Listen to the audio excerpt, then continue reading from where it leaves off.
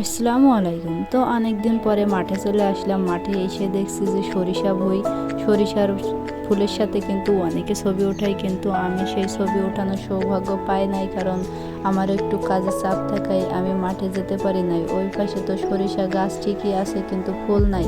এইটা একটা সাইডে একটা গাছ হয়েছিল, ওইখানে কিছু ফুল ছিল, ওখান থেকে এই ভিডিওটা নেওয়া।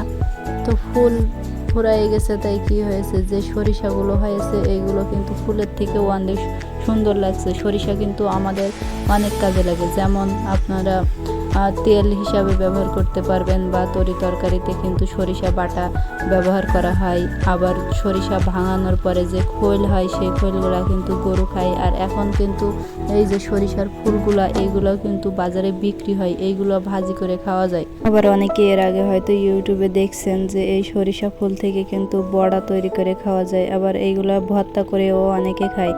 তো সরিষা আমাদের অনেক কাজেই লাগে। আর এই সরিষার তেল কিন্তু আমাদের অনেক উপকার আসে, কারণ সয়াবিন তেল কিন্তু বিভিন্ন রকম ভেজাল থাকে, আর সয়াবিন তেল সবাই খাইতে পারে না, অনেকের গ্যাস্ট্রিকের সমস্যা হয়, এই কারণে অনেকে সরিষার তেলটাই ব্যবহার করে। তো এই সরিষা আমাদের মাঠে হয়েছে, এই সরিষাগুলো কিন্তু আমার হাইট যতটুকু প্রায় ততটুকুই লম্বা হয়েছে। এই দেখেন সাইড দিয়ে ঝুলে যাচ্ছিলো, এই কারণে রশি দিয়ে কিন্তু চারি সাইডটা এমন বেঁধে দিয়েছে, যারা এইগুলো পাকার মতো হবে তারাই কিন্তু এইগুলো অনেক ঝুলে পড়বে এবং সেইগুলো নষ্ট হয়ে যাবে। আর এত টাকা পয়সা খরচ করে একটা ফসল করলে সেগুলো যদি নষ্ট হয়ে যায় তো অনেক কষ্ট কিন্তু লাগে, সেইটাও কৃষকরাই বুঝতে পারে। আমরা মাঠে যাই আর সরিষার ফুল উঠাই, তারপরে গাছগুলো নষ্ট করে ফেলি, কিন্তু আসলে যার ফসল সেই জানে। কিছুদিন আগে একটা ভিডিওর মাধ্যমে দেখলাম যে একটা সরিষার ভুঁইয়ের ভিতরে কিন্তু ভুঁই বলে ফেললাম, আসলে আমাদের এইদিকে যশোরের ভাষার কথা ভুঁই বলে। তো ওইগুলাই রেস্টুরেন্ট তৈরি করা হয়েছে মাঝখানে, একদম জমির মাঝখানে রেস্টুরেন্টে তৈরি করা হয়েছে। ওখানে পর্যটকরা যাচ্ছে, কারণ তাদের একটা ব্যবসা হচ্ছে, আবার সরিষাও কিন্তু হচ্ছে। তো এইভাবে করলে সরিষাগুলো অনেকটা নষ্ট হয়ে যায়। তারপরেও যার সরিষা ক্ষেত সে কিন্তু ওই যে ব্যবসার মাধ্যমে তার লসটা উঠিয়ে নিচ্ছে, কোনো সমস্যা হচ্ছে না।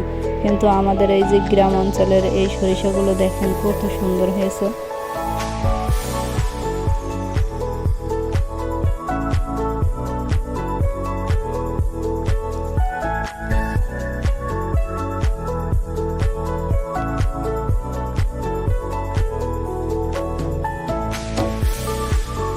আমি মাঠে যে একটা ভিডিও না করে পারলামই না, কারণ এত সুন্দর দেখতে।